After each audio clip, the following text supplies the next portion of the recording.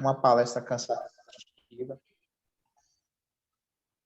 Não ser uma palestra cansativa, mas vamos conversar, vamos bater um papo, vamos nos edificar em torno da palavra de Deus.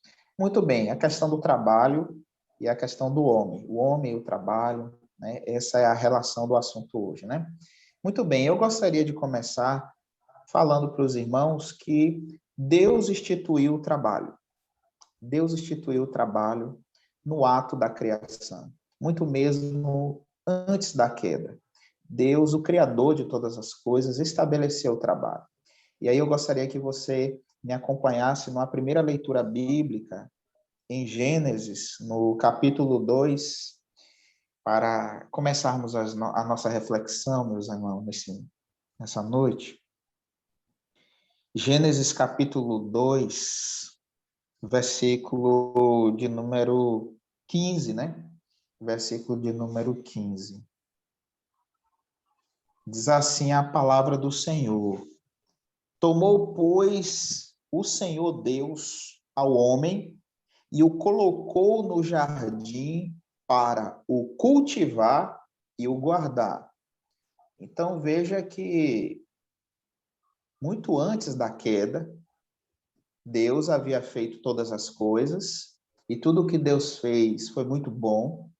Depois, ele cria, né, o homem, cria a mulher, e ele diz, ele abençoa, ele descansa no sétimo dia, e lá ele fez o jardim do Éden. E naquele jardim ele colocou o homem. E o homem tinha uma responsabilidade com aquele jardim, né? Adão tinha uma responsabilidade, Adão tinha um papel, Adão tinha uma missão com relação àquele jardim, com relação àqueles animais, com relação à sua esposa. E aí, então, o doutor Van Groningen, trabalhando essas ideias pactuais ali nesse início da criação, vai falar deste mandato cultural. E vai falar que Adão foi esse gerente, né? Esse regente, esse vice-regente da criação, um administrador da criação. Então, ele foi colocado ali para cultivar. O que é cultivar? É trabalho. E guardar. Guardar também é trabalho.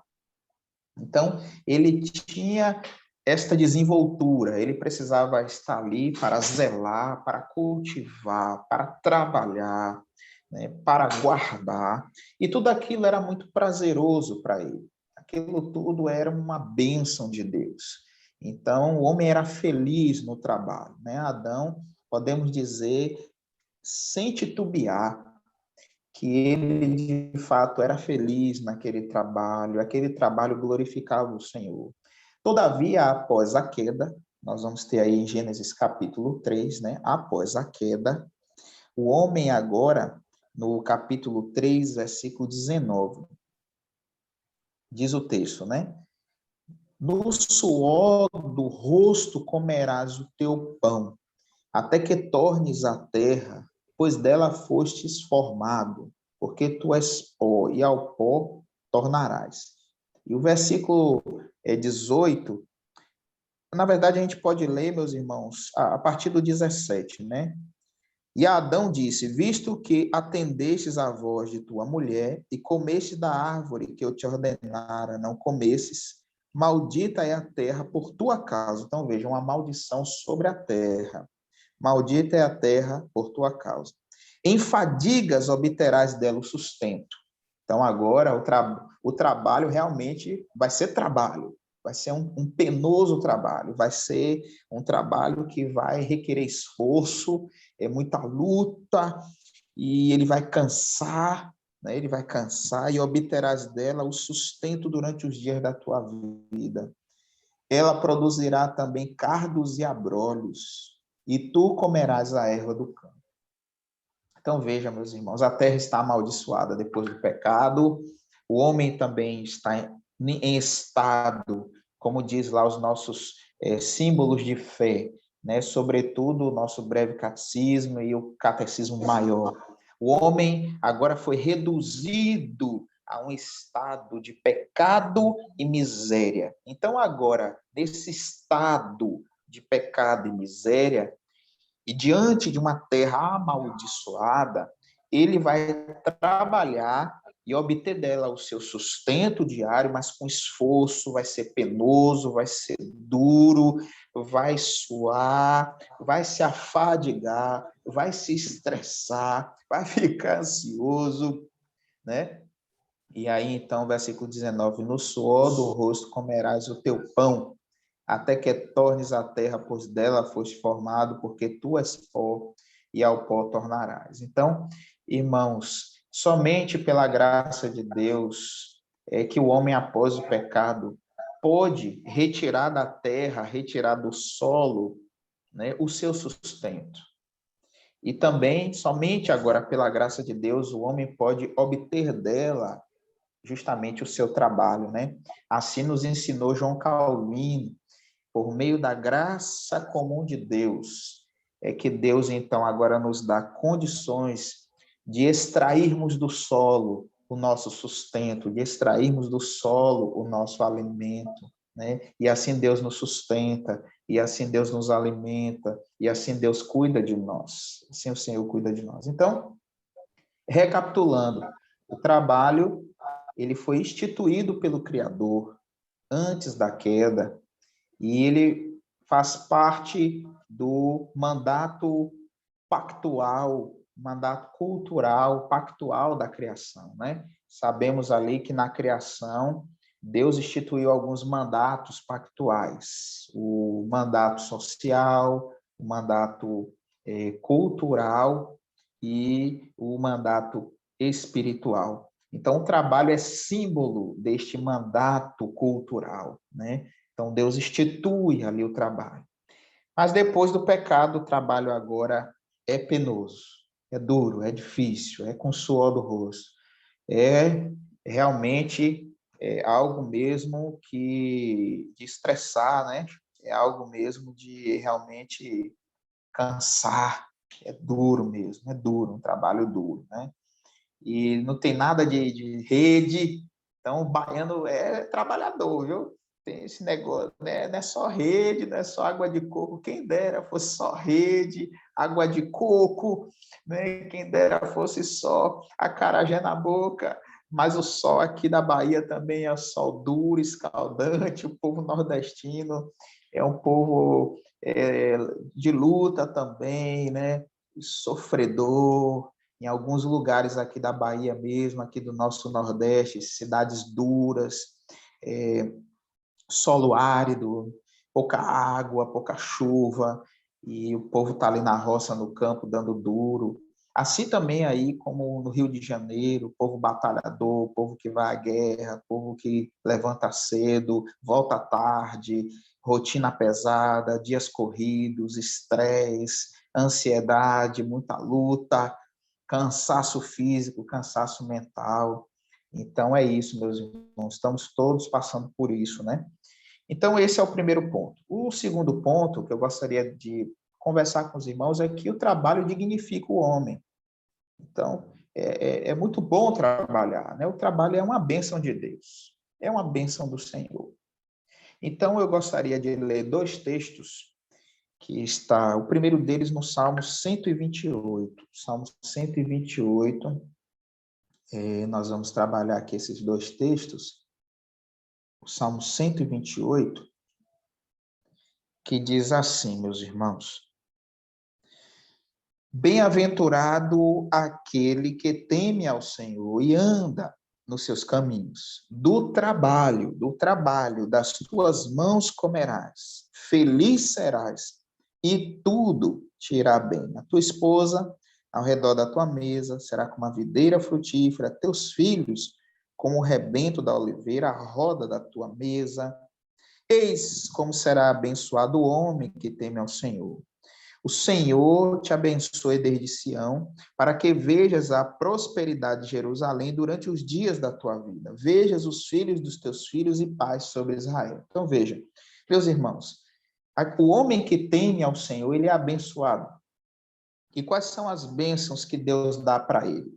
Olha, em primeiro lugar, Deus dá trabalho, Deus dá emprego para ele, né? Diz aqui, ó, bem-aventurado, ou seja, como é feliz, como é abençoado o homem que teme ao Senhor. Então, o homem que teme ao Senhor, ele é abençoado. Em primeiro lugar, ele é abençoado com o trabalho. Deus dá trabalho para ele, Deus dá emprego, Deus abre as portas. Então, diz o versículo 2, do trabalho de tuas mãos comerás, e feliz serás, e tudo te irá bem. Então, Deus dá emprego, Deus abre as portas, Deus faz com que, através do trabalho, ele leve sustento para sua família, pague suas contas, administre seu lar, sua casa. E Deus também dá família para ele, Deus dá uma esposa abençoada. Versículo 3, tua esposa no interior da tua casa será como uma videira frutífera, teus filhos como um rebento da oliveira, a roda da tua mesa. Então, Deus dá família. O homem que teme ao Senhor, Deus dá trabalho, Deus dá uma família frutífera, família abençoada, esposa, filhos. E o versículo 4 diz, eis como será abençoado o homem que teme ao Senhor. Tá vendo? Então, o trabalho é uma bênção de Deus, o trabalho dignifica o homem, né? E o próprio apóstolo Paulo também, lá em Efésios, no capítulo 4 de Efésios, meus irmãos, eu vou compartilhar aqui esse texto com os amados, homens de Deus, varões valorosos, preciosos irmãos. Efésios capítulo 4, versículo 28. Diz assim, amados. Efésios 4, 28. Aquele que furtava, não furte mais, antes trabalhe, fazendo com que as próprias mãos o que é bom, para que tenha com que acudir ao necessitado. Então, veja, aquele que furtava, roubava, não furte mais, mas trabalhe. E tire do trabalho o teu sustento, a ponto de ajudar outras pessoas. Então, a gente consegue ajudar outras pessoas, muitas vezes com a cesta básica, com um dinheiro, porque a gente trabalha. Então, Deus, através do trabalho, abençoa a nossa casa, abençoa a nossa vida e faz com que também sejamos canais de bênção na vida de outras pessoas, né? Então, o trabalho dignifica o homem, o trabalho é uma bênção de Deus. Então, voltando, né? O trabalho foi instituído pelo Criador antes da queda. O trabalho é uma bênção do Senhor, ele dignifica o homem. Mas o trabalho também ele deve ser feito para a glória de Deus, né? Ele deve ser feito para a glória do Senhor. E aí nós temos alguns textos muito interessantes, né? O apóstolo Paulo, em 1 Coríntios, no capítulo 10, 1 Coríntios, capítulo 10, versículo 31, né? 1 Coríntios, capítulo 10, versículo 31, que diz assim, meus irmãos, portanto, quer comais, quer bebais, ou quer façais qualquer outra coisa, fazei tudo para a glória de Deus. Então, meus irmãos, os nossos antepassados puritanos, né? Mas os puritanos na sua raiz, né? Não os neopuritanos que nós temos nos nossos dias, mas os puritanos em sua raiz. Eles levaram isso com muita seriedade, que o trabalho é uma bênção de Deus e que o trabalho é para a glória de Deus. Aquele que faz um pão, ele faz o pão para a glória de Deus, né? Ele deve trabalhar ali, louvando a Deus, fazendo aquele pão naquela padaria. Com aquele pão, ele vai alimentar muitas vidas, né? Quem é médico, deve exercer a medicina para a glória de Deus, com muita alegria no seu coração, porque está ajudando outras pessoas, está cuidando da vida de outras pessoas, né? Então, todos nós, em nossos trabalhos, sejam eles quais forem, nós trabalhamos para a glória de Deus. Então, o professor que leciona deve fazer para a glória de Deus, deve se esmerar e dar uma boa aula, porque aquele conteúdo, tudo aquilo que está sendo passado, ele está ajudando pessoas a serem boas profissionais no futuro, e com essas profissões, Deus vai usar essas profissões, né? São vocações, Deus vai usar essas vocações para a glória dele, e assim Deus vai administrando a nossa vida aqui na terra. Então, meus amados irmãos, devemos fazer tudo para a glória de Deus. Quer comendo, quer bebendo, quer vestindo, quer andando e quer também trabalhando, porque Paulo está dizendo, ou façais qualquer outra coisa. Então, isso inclui o trabalho. Então, quando estivermos trabalhando, devemos trabalhar ali para a glória de Deus, estarmos ali felizes com o que o Senhor tem nos dado, né? Através daquele trabalho, Deus está sendo glorificado nas nossas vidas, né? Então, irmãos, outra coisa também que eu gostaria de compartilhar com os irmãos, eu já estou caminhando já para o nosso final, tá bom? Eu falei que ia ser rápido, né, para não ficar cansativo. Eu não sei, assim, quanto tempo os irmãos estão acostumados na live, né? Enfim. Muito bem. Então, outro ponto também é que o nosso Deus, ele é um Deus trabalhador. Nosso Deus é um Deus que trabalha, né? Não é um Deus inerte, não é um Deus que está parado, ele é um Deus ativo, que está em ação, né? Ele se movimenta e ele movimenta tudo. Então, o próprio Deus é trabalhador, o próprio Deus trabalha.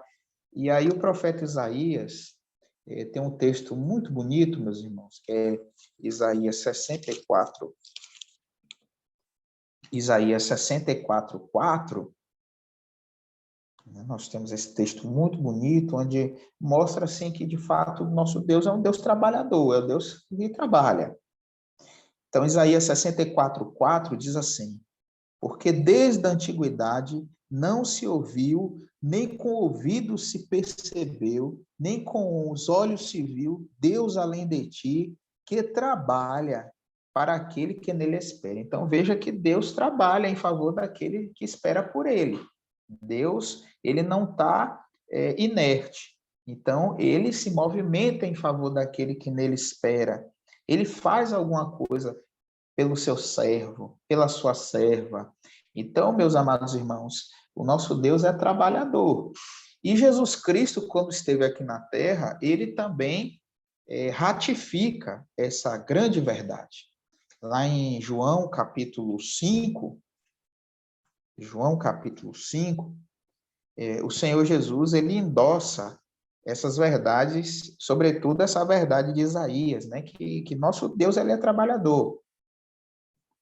Então, João 5:17 diz assim, mas ele lhes disse, meu pai trabalha até agora, e eu trabalho também. E eu trabalho também. Meus irmãos, nosso Deus é um Deus trabalhador. Jesus foi trabalhador. Jesus não parava quieto. A gente vai lendo os evangelhos, vai vendo Jesus numa aldeia, vai vendo Jesus numa cidade, vai vendo Jesus num povoado, vai vendo Jesus na casa de um, na casa do outro, vai ver Jesus andando na rua. Então, Jesus está se movimentando o tempo todo, trabalhando exaustivamente, pregando o evangelho, servindo as pessoas, curando, pregando, ensinando. E, meus irmãos, então, essa ideia de um Deus que trabalha é muito importante, porque nós temos aí conceitos, né, sobretudo filosóficos, e até na mente do povo, na cabeça das pessoas, de um Deus justamente que não trabalha, né, de um Deus que não trabalha. Por exemplo, existe uma corrente filosófica chamada deísmo, que eles acreditam que Deus ele não intervém na história de ninguém, na história do mundo. Deus ele não se envolve com este mundo, não se envolve com as pessoas. Ele largou de mão, né? Ele deixou, ele não se importa, né? Não se interessa. Então, assim, é como se fosse um relógio, porque ele deu corda, deixou o relógio lá funcionando sozinho. Então, nós não pensamos dessa forma, nós não cremos dessa forma. Aristóteles, lá no passado, na filosofia clássica, ele começou um argumento chamando Deus de um motor imóvel. E esse argumento de Aristóteles, ele foi ressuscitado por Tomás de Aquino. Então, Tomás de Aquino ressuscita esse argumento e começa a trabalhar esse argumento lá nas 5 vias, na Suma Teológica. Então, e aí eles falam que Deus ele é um motor imóvel que a tudo move. E por que que Deus ele é um motor imóvel? Ele é imóvel porque ele não pode ser movido por ninguém. Não existe nenhuma força externa que venha mover o ser de Deus. Então, ele é imóvel nesse sentido, porque ele não é movido por nenhuma força externa. Mas ele a tudo move, ele está em ação, né? Ele faz o mundo se movimentar, as pessoas se movimentarem, as pessoas trabalharem, e dessa forma ele trabalha também, né? Ele gera movimento. E, então, a tudo Deus move, ele move as águas, ele que faz tudo acontecer. E, meus irmãos, para terminar, nós precisamos ser trabalhadores, também como Jesus foi, mas trabalhadores do seu reino, trabalhadores da sua seara, trabalhadores na sua obra, né? Trabalhadores na igreja, trabalhadores na sociedade. E o apóstolo Paulo, para terminar, meus irmãos, 1 Coríntios, capítulo 3. 1 Coríntios, capítulo 3. 1 Coríntios, capítulo 3, a partir do versículo 6 até o versículo 9, né? 1 Coríntios 3, do 6 a 9, diz assim: Eu plantei, Apolo regou, mas o crescimento veio de Deus. De modo que nem o que planta é alguma coisa, nem o que rega, mas Deus que dá o crescimento. Ora, o que planta e o que rega são um, e cada um receberá o seu galardão segundo o seu próprio trabalho. Porque de Deus somos cooperadores, lavoura de Deus, edifício de Deus sois vós. Então, nesse texto aqui, nós temos alguns personagens que trabalharam muito ali na igreja de Corinto. Então, primeiramente, Paulo, né? O apóstolo Paulo foi um trabalhador mesmo, exímio, naquelas igrejas todas, plantador de igreja, realmente abençoado por Deus. E ele está dizendo, eu plantei. Essa igreja foi, Deus me deu a graça de abrir esse trabalho, de participar da sua fundação. Eu plantei, eu trabalhei plantando. Depois Deus chamou, né, outros irmãos, Apolo veio e trabalhou regando. Então, o trabalho de Apolo foi regar essa igreja, trabalhar, né? Mas o crescimento quem deu foi Deus, é Deus que dá o crescimento. E aí Paulo diz, portanto, nem o que planta é alguma coisa, nem o que rega, mas Deus que dá o crescimento. E aí no versículo 8 ele diz, ora, o que planta e o que rega são um só, e cada um receberá o seu galardão segundo o seu próprio trabalho. Então, cada um vai receber de Deus a recompensa, é Deus que vai recompensar os seus servos pelo fruto do seu trabalho no Senhor, né? E Paulo então diz que porque de Deus nós somos cooperadores, né? Nós somos ali cooperadores da obra do Senhor. E, meus irmãos, é uma bênção cooperar com a obra do Senhor, né? É um privilégio cooperar com a obra do Senhor. Nós louvamos a Deus por essa graça de poder cooperar com a obra do Senhor, sermos cooperadores desta obra, desse reino, desse projeto redentivo no mundo. E, portanto, meus irmãos, eu quero concluir com as palavras do apóstolo Paulo, quando ele diz que o nosso trabalho no Senhor não será em vão. Então, nós estamos vivendo dias difíceis, as pessoas estão desanimadas, as pessoas estão sem disposição para vir ao templo, muitas estão assim sem disposição até para participar de uma live, de uma reunião. As pessoas estão com uma certa frieza espiritual, mas precisamos continuar trabalhando. Vamos continuar trabalhando, vamos continuar tentando, fazendo a nossa parte, cada um fazendo a sua parte, cada um fazendo o seu esforço, porque o nosso trabalho no Senhor não será em vão, né? Cada um vai dar conta de si a Deus no final de tudo, né? Quando Jesus voltar, vai ter lá o tribunal de Cristo, diz o apóstolo Paulo em 1 Coríntios, capítulo 10, versículo 5. Aliás, capítulo 5, versículo 10, vai ter lá o tribunal de Cristo, nós vamos comparecer, vamos ser julgados segundo as nossas obras. Então, cada um vai prestar conta de si a Deus, mas vamos trabalhar, né? Cada um fazer sua parte, cada um se empenhar, cada um continuar lutando, porque o nosso trabalho no Senhor não é em vão, não será em vão, nunca é em vão. A palavra do Senhor nunca volta vazia, mas sempre antes faz o que Deus determinou na vida de cada um, seus eleitos, seus escolhidos. Deus faz a obra, apesar de nós, né? Mas somos aí instrumentos, ferramentas nas mãos do Senhor.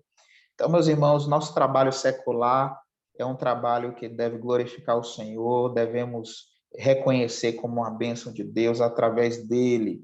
O Senhor nos dá sustento, o Senhor mantém nossa família, o Senhor nos dá graça. Então, o trabalho secular é uma bênção, mas muito mais bênção é o trabalho para Deus, muito mais precioso é o trabalho no Senhor, é o trabalho para o Senhor, o trabalho na igreja, envolvido, engajado com as programações, apoiando o pastor precisa de apoio, precisa de ajuda, né? O pastor sozinho não faz nada, precisa da força dos varões, dos homens de Deus, né? Desses companheiros que o Senhor levanta, precisa da força da SAF, né? Essas irmãs valorosas, precisa da juventude, da força da mocidade, precisa ali da força das crianças. Então, todos juntos trabalhando, o conselho da igreja, é que Deus vai abençoando, as coisas vão melhorando, os frutos vão vindo, a igreja vai crescendo, o povo vai animando de novo. Então, é trabalho, irmãos, é trabalho. Deus nos chamou para trabalhar, né? Portanto, tem até um dos nossos hinos que diz assim, né? Vamos nós trabalhar, somos servos de Deus, e o Mestre seguir no caminho dos céus, com o seu bom conselho, o vigor renovar, diligentes fazendo o que ele ordenar, no labor sem cessar, a servir a Jesus, com amor e fé e com oração, até que volte o bom Senhor. Vamos nós trabalhar e os famintos fartar, para a fonte os sedentos depressa levar. Só na cruz do Senhor nossa glória será, pois Jesus salvação por seu sangue nos dá. Vamos nós trabalhar, ajudados por Deus, que a coroa de glória nos dá lá nos céus. A mansão dos fiéis sempre eterna será, pois Jesus salvação inefável nos dá. 315, serviço do crente. Que, meus irmãos, que Deus em Cristo vos abençoe, enche o coração dos irmãos de graça, enche o coração dos irmãos de fé, enche o coração dos irmãos de disposição, enche o coração dos irmãos de ânimo, enche o coração dos irmãos de saúde, para que esta UPH continue trabalhando para a glória de Deus, o crescimento da igreja, para a expansão do reino, aí na cidade de Angra dos Reis, Rio de Janeiro. Quero agradecer a oportunidade, com alegria que nós estamos aqui, e recebam, meus irmãos, mais uma vez esse abraço caloroso, quente, de povo nordestino. Aqui nós estamos aqui nesse momento com os irmãos com alegria, viu? Muito obrigado pela oportunidade, reverendo Josimar, homem de Deus.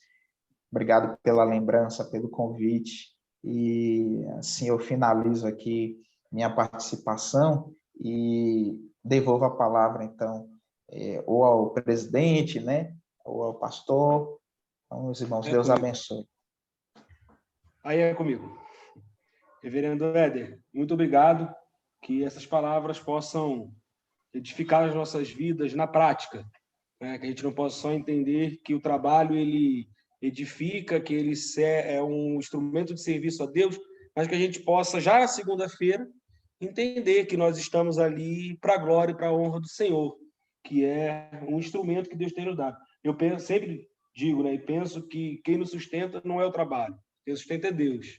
O trabalho é só uma ferramenta que Deus nos dá, e tudo que a gente pode fazer é agradecer, né, pela oportunidade que Ele tem nos dado de trabalhar, seja no meio secular, seja aqui na igreja. Trabalhar para o Senhor edifica a nossa alma, né? E é o que nos mantém de pé. Crente que não trabalha está fadado, o senhor pastor sabe, que aquele crente que é o mais difícil de trabalhar, ele está fadado a sérias doenças espirituais e, infelizmente, alguns até dormem. Mas eu agradeço. Eu queria abrir um espaço aqui para ver, né, se alguém, tanto aqui no templo ou aí nas suas casas, é porque hoje, pastor, a gente não está com a nossa câmera, mas geralmente eu ligo a câmera para o templo, para o senhor ver como é aqui o ambiente, né? Para a gente tentar ficar o mais próximo possível, né? Então, deixa esse espaço aberto, Grande Josimar, ou se mais alguém quiser fazer uma pergunta, acrescentar alguma coisa, eu abro aí, então, para a nossa conversa. Deixa eu abrir aqui para a gente também. Antes da gente iniciar palestra de hoje. A gente estava num papo um tanto que culinário aqui, falando sobre os pratos apetitosos aí da Bahia, né? E logo depois me veio à mente aquele texto do apóstolo Paulo lá em 2 Tessalonicenses, capítulo 3, que ele diz: aquele que não trabalha também não come, né? E quem não gosta de comer, comer é algo essencial para nós. Dessa forma, a gente aplica também que trabalhar também precisa ser algo essencial para as nossas vidas, né? Precisamos colocar a mão na arada todo o tempo, seja na igreja, fora da igreja. E com certeza, viu, você foi instrumento de Deus para ministrar os nossos corações aí e nos incentivar, né? A continuar trabalhando firmemente aí na obra do Senhor e trabalhar aí com nossas mãos, nos esforçando, sabendo que é por meio do trabalho que Deus vai dispensar abundantes bênçãos sobre nós. Muito obrigado. Mas os irmãos também têm a liberdade aí para falar, contribuir. Aproveite para fazer pergunta, viu? Não é sempre que a gente consegue trazer um cara igual o Éder para falar com a gente, não.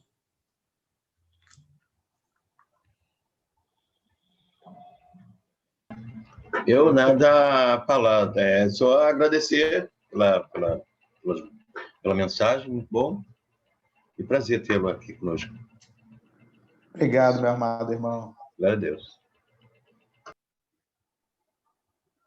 Mais alguém gostaria de tomar a fala por alguns instantes? Eu também queria agradecer. Claro. Também queria agradecer por mais essa palestra que nós tivemos, né? Foi muito boa, né? Sobre o trabalho, que o trabalho ele é que nos glorifica, né? Se nós não trabalharmos, não vamos ter nada, não vamos comer, não vamos ter família, não vamos ter nada. Então, eu gostei muito da palestra. Obrigado. Também quero agradecer. Muito obrigado, reverendo Éder. Além do prazer maravilhoso de te conhecer, a palavra tremenda. Muito obrigado, agregou muitos valores, vamos aplicar nas nossas vidas. Obrigado mesmo. Forte abraço. Meu amado, eu fui pastor lá em Jequié também. Você falou Jequié, rapaz, morei lá, Cidade Sol, viu? Quente, quente. Maravilha. Morei na rua Leles Piedade, conhece? Conheço, sim, claro. Coisa Perto boa. do Rio de Conta, ia muitas vezes lá com minha tia Regina, ela ia lavar roupa lá. Deixa eu pegar os nomes, tá? Rapaz, que maravilha, você é mais baiano do que eu. Agora eu nasci em Ilhéus, varão. Eu sou ilhéense. Que maravilha, que bênção. Você viu lá Eu Jorge tenho... Amado, a estátua, as casas Jorge Amado? Que bênção, eu conheço Ilhéus, Olivença, eu conheço muito da Bahia, tem muita história para contar, hein? Conheço muita vaquejada também. Coisa boa! Coisa boa! Maravilha. Uma alegria muito grande, tá? Muito obrigado. Amém. Eu tive poucas vezes na Bahia, quando eu tocava a minha vida de baile, né? Tocando com os baile, conheci um pouco ali do... Mais para cá, mais para perto do Rio. Onde você conheceu? Rapaz, são tantas cidades que de nome assim eu não lembro muito bem, não. Porque até do sul de